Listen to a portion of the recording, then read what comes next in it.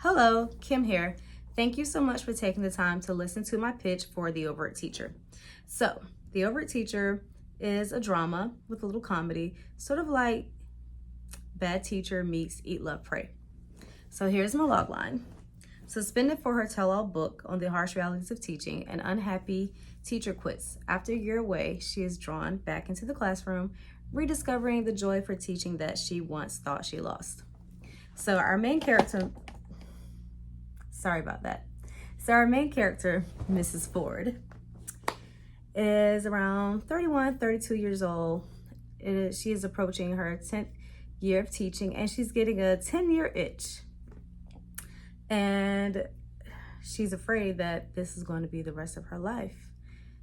And she doesn't know how to handle that. So she starts seeking out help through empowerment groups, women empowerment groups. So she seeks out this internet guru that is all about building your brand. And she sees like other people are making a name for themselves outside of teaching. I can do the same. But she doesn't go about it in the best way. So, as I stated earlier, she starts to follow this internet guru group and she becomes a member of this club. She's a paid member. She starts to do dinner with them on the weekends, and she's just taking in all the knowledge that they're giving her and is very pro build your brand, don't work for the man. And she's feeling good about herself personally and with them, but she's not feeling great about herself professionally.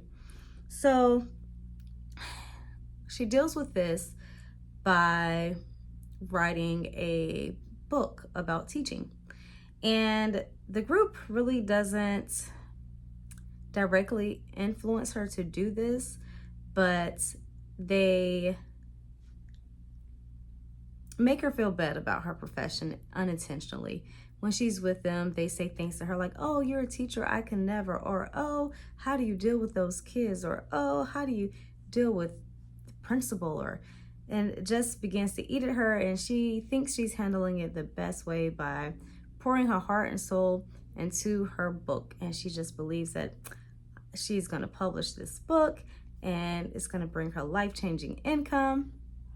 So a couple of months into this, she finishes the book. She's still meeting with her group.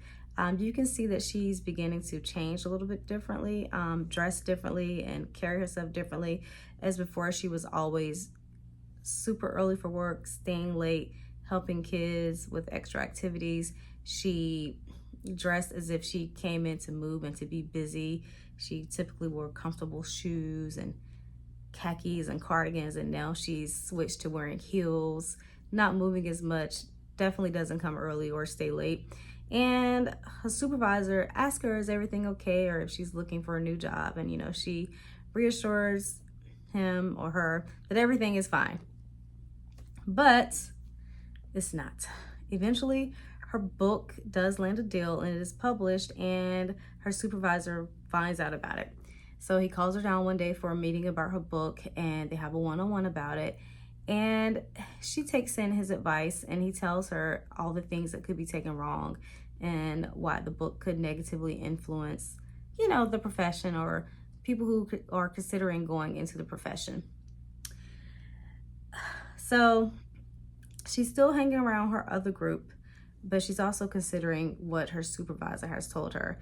At the end of the year, she decides not to continue teaching.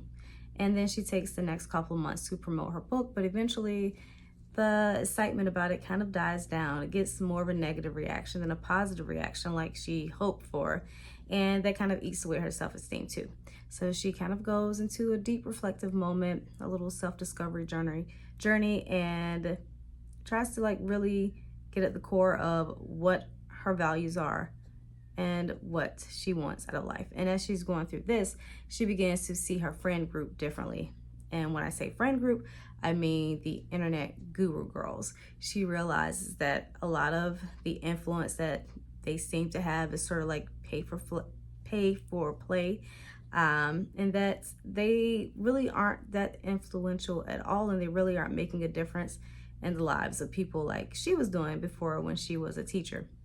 So eventually she stops promoting the book. She goes back and has a heart-to-heart with her supervisor, and and she goes back into the teaching profession. And you'll have to see how it goes from there when she re-enters the classroom. So this aligns with my credo of valuing feedback and collaboration.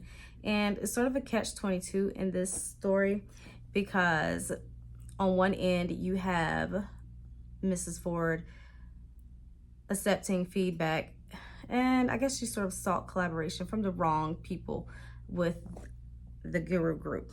And then her being wise enough to actually take in, although she was offended, but wise enough to take into consideration the feedback that her supervisor gave her. And the Bible verse that I had chose for this was Proverbs 27:17. As iron sharpens iron, so one person sharpens another. So her supervisor is sort of her true iron there. Although for a moment she thought the internet gurus were. So I hope I've sold you on this story. Thank you for listening, and I hope you tune in for more.